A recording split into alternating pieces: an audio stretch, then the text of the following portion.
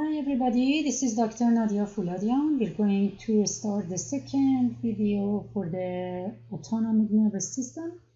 We already talked about the sympathetic division, and now we're going to continue with the parasympathetic division, and at the end we're going to compare more these two with each other. So for the parasympathetic division, the preganglionic neurons are in the brain stem and also in the sacral parts of the sacral segments of the spinal cord. Therefore, we call the parasympathetic division as the craniosacral division. Preganglionic neurons do not diverge as much as the sympathetic divisions.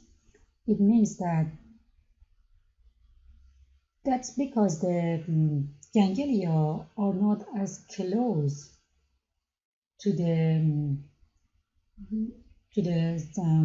spinal cord or to the central nervous system. The preganglionic neurons in the parasympathetic division are longer compared to the postganglionic neuron, right? So that's one difference. The other one, that we had lots of diversity in the sympathetic division, different types of the ganglia, different location, different things, and all those ones. In the parasympathetic division is more localized and specific as compared to the sympathetic division. And synapses with the postganglionic neuron occurs either near the target organ, that if it is, we call it terminal, or it might be exactly within the target organ. In that case, we call it intramural. It's just the terms, you don't need to memorize these two terms, right? So if you hear,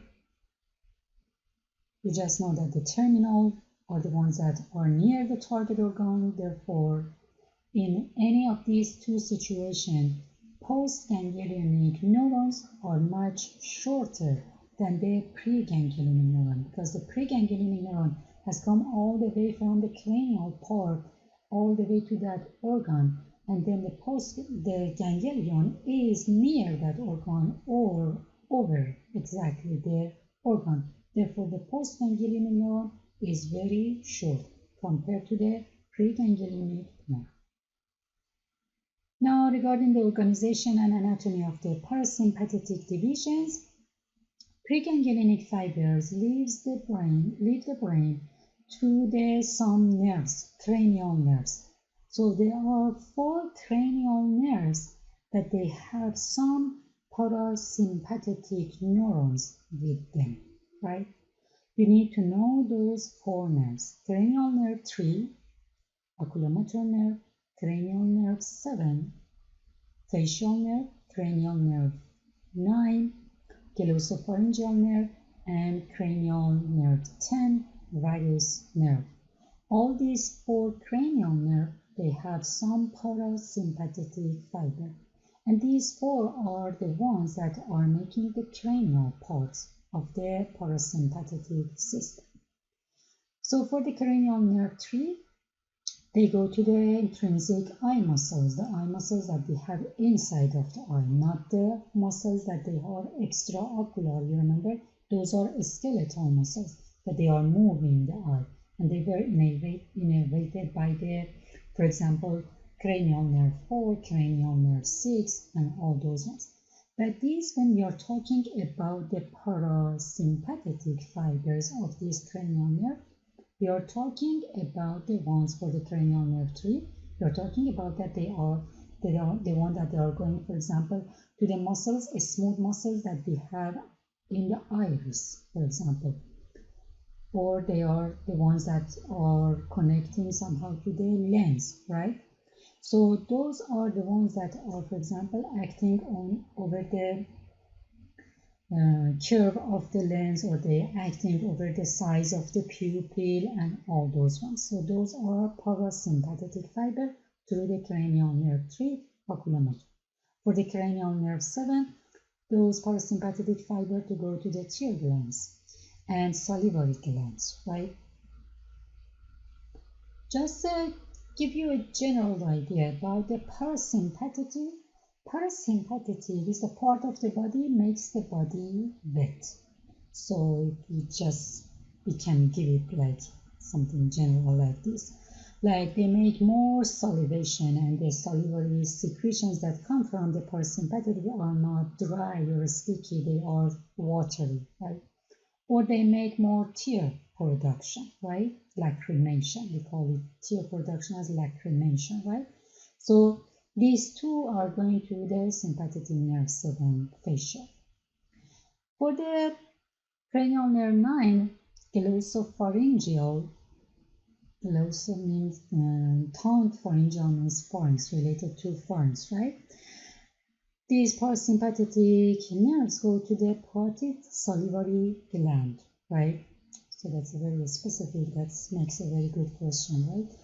So that's it for the cranial nerve 9. And for the cranial nerve 10, that's a very important nerve, vagus nerve. Those parasympathetic fibers that come through this nerve, they go to the visceral organs of the thoracic cavity and abdominal cavity. This is the only nerve that goes beyond the head and neck. As you see, it starts from the brain, but it continues all the way down to the abdominal cavity, thoracic cavity and abdominal cavity. So vagus nerve accounts for about 75% of all parasympathetic outflow just by itself. So as you see, that has a big role in controlling of the many viscera that we have inside of the thoracic and abdominal cavity regarding their parasympathetic activity. Preganglionic fiber leave the sacral regions or acting through the pelvic nerves. They go to the visceral organs in the inferior portion of the abdominal pelvic cavity, in other words, to the pelvic cavity. So that was two parts, the cranial part and the sacral part of the parasympathetic system, and the exact nerves that they are going and traveling through them. For the parasympathetic region, preganglionic fibers from the brain synapse in the some ganglia. So these are all the ganglia that we have, or many of the ganglia that we have for the parasympathetic: ciliary ganglia, pterygopalatine ganglia, intramural ganglia, submandibular ganglia, and otic ganglia. So these are the name of the ganglia. For the parasympathetic, as you see, they have one ciliary ganglia too, right? So make sure that you know the name of these ones. Preganglionic fibers leave the sacral region through the pelvic nerve. We talked about these ones before, and they get to the abdominal pelvic cavity. So for the here you see that you have the cranial part from the brainstem, different parts of the brainstem. It comes from through the cranial nerve 3, 4, 9, cranial nerve 3, 7, 9, and 10. And cranial nerve 3 goes to the ciliary ganglia.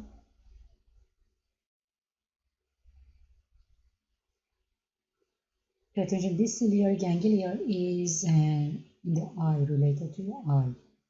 And pterygopalatine ganglia, otic ganglia, and intramural ganglia.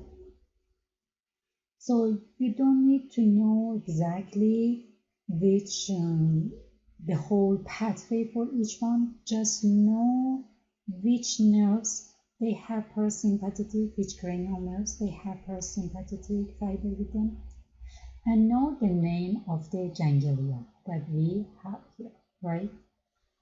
And only things that is clear is that these cranial nerve 9, it goes through the otic ganglia, and just supplies the parotid gland and controls the parotid gland parasympathetic activity, right? So just know as much we discussed so far, we don't need to go over detail and all the pathway for this one. For the pelvic nerves that come from the sacral part, the suture's 4-part segments of the spinal cord, they go through the intramural ganglia, means the ganglia that are located over each organ, and they do their parasympathetic activity that we're going to discuss for each organ. What is the activity of parasympathetic discuss. So here we're looking at the bigger scale for the parasympathetic division of the autonomic nervous system. You see that you have some parts that start from the cranial part and some parts are start from the sacral part, right? As you're looking at here, preganglionic fiber go all the way to the ganglia, and most of these ganglia are located very close to the organs, each organs, or many of them are located over the organs. Like for example, here you see for the heart, the ganglia is located over the heart. For the lung, the ganglia is located over here, and for many other ones. And as you see, these are the ones that are called intramural, including the ones that are in the pelvic cavity. So that's pretty straightforward, and you see the number of the cranial nerves, and you see those ganglia that are for each one, and also you see that cranial nerve 9 goes to the aortic ganglia, goes to the parotid salivary gland. Now, for the parasympathetic stimulation, generally results in relaxation. We said that this is the rest and digest, right? So we have these two systems of the body. We said that the sympathetic acts for the fight or flight.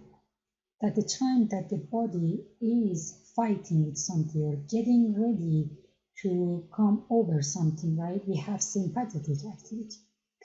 And pay attention that sympathetic activities doesn't happen once in a blue moon, right? Every day we will have several occasions of sympathetic activity. Something frightened you, a huge sound, right? Suddenly your heart starts pumping because you didn't realize what was it. Just know that something had happened, right?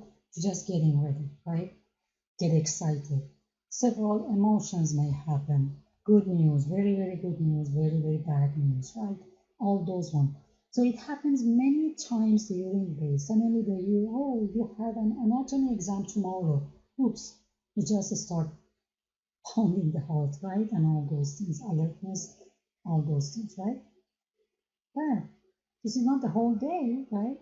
Between all those occasions of the sympathetic activity, you have and you need to have some relaxation, rest and digest that is coming with the parasympathetic activity. So parasympathetic activity simply makes the body to replenish all the energy that have been used during the sympathetic activity, to provide more energy to reserve and storage for the next round of the sympathetic activity, right?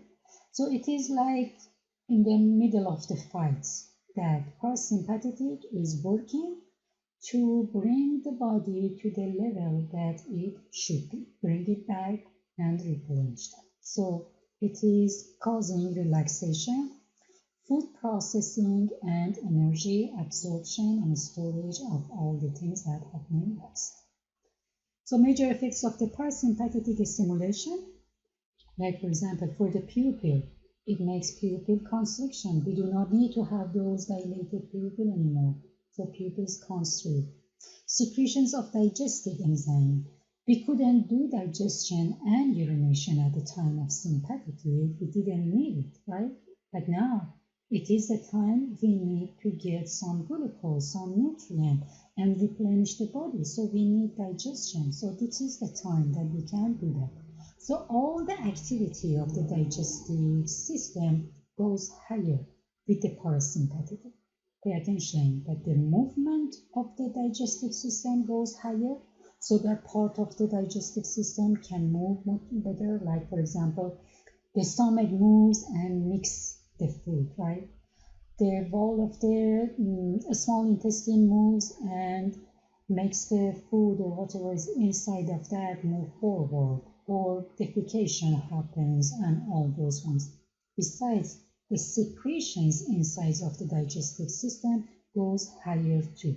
Like as you see, secretion of salivary gland, gastric gland, duodenal gland, pancreas and liver, all those secretions also goes higher because each one of these is going to do a job in digestion so that the material can get absorbed finally into the blood and get into the body, right? The other effects of the parasympathetic: secretions of hormones that promote nutrient absorption, right? As you see, all of these ones are serving a certain purpose: digestion, urination, rest, and replenish of the storage of the body. Increase the smooth muscle activity of the digestive system. As we said, stimulation and coordination of defecation. That's the time. We don't want to keep it for the time of fight or flight. That is the time to do that, right? Contraction of the urinary bladder. That's the time that we can go for urination. We don't want to keep it for the time of the next fight or flight, right? Constriction of respiratory passages. We do not need a rush of the air to get into and out of the respiratory system anymore. Therefore, the airways can get constricted, right? And when we said constricted, the diameter decrease, right? Reduce heart rate because we do not need higher heart rate anymore, and sexual arousal that happens by the parasympathetic activity. So in general, parasympathetic responses include rest and digest activity, and we can abbreviate that as SLOD. SLOD is for, you can make a note here, I haven't been written here, but you have it here in the next table that is coming, but you can make a note here that is for the salivation. We have watery saliva, we have lacrimations, more tear, we have U for urination, more urination, and also make the urine to get out of the body. And for digestion, digestive activity, and for defecation, right? So these are all that activity that happens due to the parasympathetic activity. Parasympathetic response support body functions that conserve and restore body energy during times of rest and recovery. In the quiet intervals between periods of exercise, parasympathetic impulses to the digestive glands and the smooth muscles of the gastrointestinal tract, GI tract or digestive tract, predominates over sympathetic impulses. So pay attention for these two systems, digestive system and urinary system. They are more active during the time that the parasympathetic activity is going on, and they are less active during the time that is sympathetic activity more dominant. So this is a table that I put here, and you can fill them as we have discussed about all these ones, so that you can compare them with each other, and that will be a practice for you to realize that how much you understand that one, which one you don't know, and get back and get an answer for that. Like for example, for the pupil diameter, you know that the sympathetic effect, it makes a dilation or increase of the pupil diameter. Parasympathetic makes decrease of the pupil diameter. The same for the heart rate. Heart rate increases with the sympathetic, decreases with the parasympathetic. The same is for the force of the heart contraction. We talk about the bronchial diameter of the airways. Vessels of the skeletal muscle, cardiac muscle, and liver. The vessels that we have in this organ, we thought that These are the organs that they need to work more during sympathetic activation, right? So these vessels are getting more dilated compared to some vessels that we have here, like for example, digestive system, urinary system, and reproductive organs. The vessels that are going to these organs are less active. Those organs are less active during sympathetic effect, therefore we do not need much of blood to go over there, therefore those vessels get constricted, right? And less blood go over there, therefore the blood can go to the more vital organs like the heart, like the brain, and all those ones. Blood glucose goes high through the sympathetic effect. Fatty acid and glycerol goes high. You remember? When the fat breaks, it makes the fatty acid and glycerol. As we discussed, the fat is breaking due to sympathetic activity. Now these last ones, salivation, lacrimation, urination, digestion, and defecation, the sloth. These are the things that are more active during the parasympathetic activity. And pay attention that anything that is more active with one system, it is less active within the other system, with just a few exceptions that we're going to talk about. So this is a good picture that shows the two systems at the same time. You see the central nervous system, brain and spinal cord, and you see the sympathetic system on this side and parasympathetic system on the other side, right? And at the end of each postganglionic neuron, you see the organs that they are affecting, in other words, effector organs, to the sympathetic system and for the parasympathetic system. And here you see that, for example, when it says I positive, means that it is doing one action over there. It causes more action on what? On dilating of the pupil for the sympathetic. For the parasympathetic, it making the constriction of the pupil here. Like for example, for the salivary gland. For the salivary gland, parasympathetic makes more saliva, so it makes more watery secretion of the saliva. Pay attention that salivary gland also under those watery secretions goes less, but also we have some sticky salivary secretion from the sympathetic activation. That's the one that makes all these two effects together makes the mouth get dry by the sympathetic activity. And these are all the things that we already have discussed, like the less heart rate, we have constricted airway and all those ones. You see that the stomach, pancreas, and gallbladder, that they are digestive system, they are more active with the sympathetic and they are less active with the parasympathetic. We have bladder, that is part of the urinary system, more active, therefore the wall of the bladder constricts and makes the urine to go out, right? That's the less active with the sympathetic. And pay attention that the exception that we discuss is regarding some sexual activities that, for example, both systems can have positive effects in different effects of the sexual activity. Like for example, for the parasympathetic, they act on genitals and may cause erection on the male, and the sympathetic also may have a positive effect, but not on this one. They can cause ejaculations, right? So they have different effects, but both of them might be positive, right? So these are the summary of all the effects. Make sure that you realize all those ones. And also you have to memorize them. So in any way, just explain them to yourself. Make sure that you understand the reasoning and also you remember them. So for the parasympathetic activation and neurotransmitters, see what neurotransmitters are involved in the parasympathetic division. So again, for the preganglionic neurons, They are all releasing acetylcholine, the same way that the sympathetic division had for the preganglionic neuron.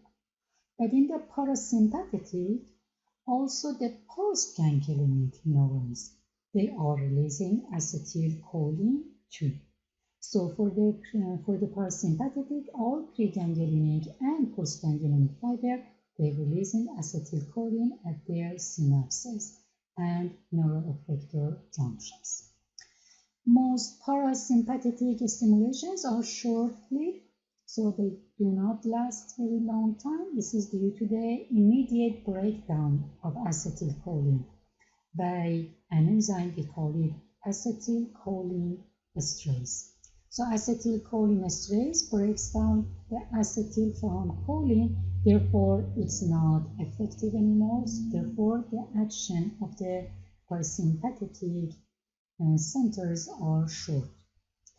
Any diffuse acetylcholine will be deactivated by acetylcholine esterase. Therefore, parasympathetic stimulations are very localized and short.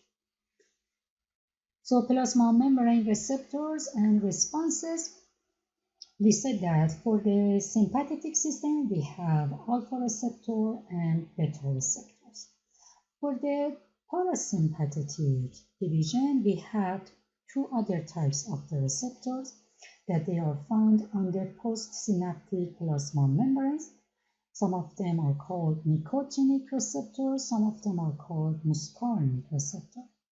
Nicotinic receptors have been named because they respond to nicotine, and in response to nicotine, they cause the parasympathetic effect, to say that in this way. But the muscarinic receptor, they respond to another substance that is muscarine. And in response to muscarine, they cause the parasympathetic effect. Now, these two types of receptor can be found in different parts of the body. Nicotinic receptor found on the surface of the parasympathetic and sympathetic ganglionic neurons. You remember, we said that for the sympathetic, we have some acetylcholine acting, therefore they need acetylcholine receptors. So those ones are nicotinic receptors. For the muscarinic receptor, they found on the surface of the parasympathetic cholinergic neuroeffector junctions, right? So pay attention that those nicotinic receptors they found in the ganglion, right? It might be sympathetic or parasympathetic, because you remember we said that both sympathetic and parasympathetic at the end of preganglionic neurons, they release acetylcholine into their ganglion, right? So both of them are nicotinic receptor for the sympathetic and for the parasympathetic. Muscarinic receptors they found on the surface of the parasympathetic cholinergic neuroeffector junction, means at the end of the postganglionic neuron, in the synapse between the neuron, postganglionic neuron, and effector, neuroeffector synapse or junction. And in summary of the parasympathetic division, it involves the cranial nerves 3, 7, 9, and 10. Don't forget these ones. Involve sacral segments of S2 to S4. And all parasympathetic neurons are cholinergic, no matter at the end of the preganglionic neuron or at the end of postganglionic nodes. And release of acetylcholine stimulates nicotinic receptors on ganglionic neurons, and effect is always excitatory. They make more activation of the second neuron, postganglionic neuron. And release of acetylcholine on neuroeffector junctions at the end of the postganglionic neuron stimulates muscarinic receptors. And those effects can be excitatory or inhibitory, as we discussed some of effect of the parasympathetic system on the organs might be increasing something or decreasing something, like for example, decreasing the heart rate, it is inhibitory, or increasing the digestive system secretion or digestive system activity. Those are excited, right? So, and continuation of the summary for the parasympathetic division. Parasympathetic stimulation is usually brief, is short, because the short-lived acetylcholine and the effect of the acetylcholine stress. Parasympathetic stimulation is localized again, and parasympathetic because it doesn't have the system like the epinephrine that goes to the that act and go to the blood and spread all over the body, right? And parasympathetic nerves innervate the head, thoracic, abdominal, and pelvic organs, right? And this effect is because they do not have much of effect over the blood vessels all over the body. They just go over the vessel.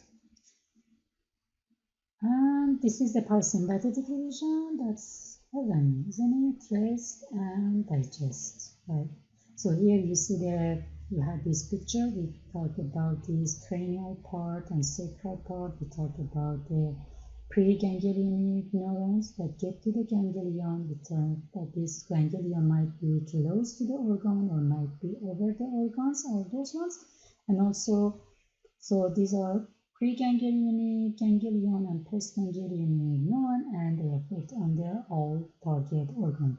As you see, the target organs for the sympathetic and parasympathetic, they are almost all the same organs. They just innervate with two systems, sympathetic and parasympathetic. This is the one that is called dual innervation for each organ. So sympathetic comes and makes one effect, like for example, increasing of the heart rate, and parasympathetic, if parasympathetic gets activated, comes to the same organ through the other kind of receptor, other type of innervation and other type of wiring and neuron and all those things, and makes the opposite effect. But both of them are acting over one organ. Therefore, we call this as dual innervation, as we have it here. So the relationship between the sympathetic and parasympathetic. Sympathetic has widespread effect on visceral organs. Parasympathetic modifies the activity of the structures innervated by the specific cranial nerves and pelvic nerves. And most vital organs are innervated by both the sympathetic and parasympathetic. This is known as the dual innervation, and the two often opposite or antagonistic each other. We just had one exception, that they are not exactly opposite, they are different, and that was related to their sexual activity in the male, right? So these are details about the dual innervation that you don't need to go over this one. We have talked about most of these ones, but we don't need to go specifically over this one. And here you see those systems. You see the sympathetic chain ganglia again that have been shown in one side, and you see the rest of them on the other side here. You see all those networks that we have, and some of all those collateral ganglia and all those things, and you see that they are supplying all the thoracic and all the abdominal pelvic ones. And also you see for the parasympathetic ones that they come alongside these four cranial nerves, and also to the sacral plexuses and pelvic. Here is sympathetic, but there are some parasympathetic ones, and also you see these are other sympathetic ganglia. So both of them have been shown, and in this picture you see both systems. You see the sympathetic part, the ganglia, the paravertebral, prevertebral, and finally the adrenal here. and you see the parasympathetic, all those cranial nerve and the sacral nerves and all the ganglia and target organs here. And as you see, every single organ can receive sympathetic and parasympathetic innervation. So a comparison of the sympathetic and parasympathetic, compare the length of the preganglionic fiber. As we said that sympathetic division have shorter preganglionic fiber. Compare the length of the postganglionic fiber. We said that parasympathetic system have shorter postganglionic fiber. Compare the location, and when we said the other one is opposite, right? Just make sure you know them and remember them. Compare the location of the ganglia, like the ganglia in the sympathetic is more close to the central nervous system. Ganglia in the parasympathetic are more close to the organs. Compare the neurotransmitter release, that we said that in the ganglia both they have acetylcholine at the neuroeffector organ at the end of the postganglionic neuron. Sympathetics are mostly norepinephrine, parasympathetics are all acetylcholine, right? And compare the degree of the divergence, that we said that the sympathetic is a diverged system and parasympathetic is a localized system. And you have all those one in these two pictures. That's a good picture to remember, to recall that better. So in the both of them, stars preganglionic neuron, for both of them, their cell body is located in the CNS, right? For the sympathetic and parasympathetic. For the sympathetic is thoracolumbar, for the parasympathetic is craniosacral. Then preganglionic neuron for the sympathetic is short because ganglia is close to the CNS, right? Preganglionic neuron in the parasympathetic is long because the ganglia is close to the organ. And postganglionic neurons in the sympathetics are longer. Postganglionic neuron in parasympathetics are shorter. The other things that in the other things regarding the neurotransmitter, in both ganglia, it is from the preganglion, it is released acetylcholine, as you have it here, right, for both of them. So these preganglion neurons, they are all cholinergic, right? For the postganglionic neuron in the sympathetic system, we may have epinephrine and norepinephrine. So for the ones that they release at the end of the postganglionic neuron, we have norepinephrine mostly, and for the ones that act from the adrenal medulla, they go into the blood, we have epinephrine too. And those epinephrine, when they get epinephrine, norepinephrine, that they get into the blood, they can act widespread all over the body, right? And they have mostly metabolic activities. For the parasympathetic postganglionic neurons, also they are releasing the acetylcholine. So both of these are cholinergic, preganglionic neuron and postganglionic neuron for the parasympathetic fiber, for the parasympathetic system, and for the sympathetic system, the preganglionic neuron are cholinergic, postganglionic neuron are adrenergic because they are releasing norepinephrine or epinephrine. And these are just summarized, so you won't be asked about anything that we haven't been discussed so far if it is in this table, but this is a good place to just review all the things that we have discussed so far.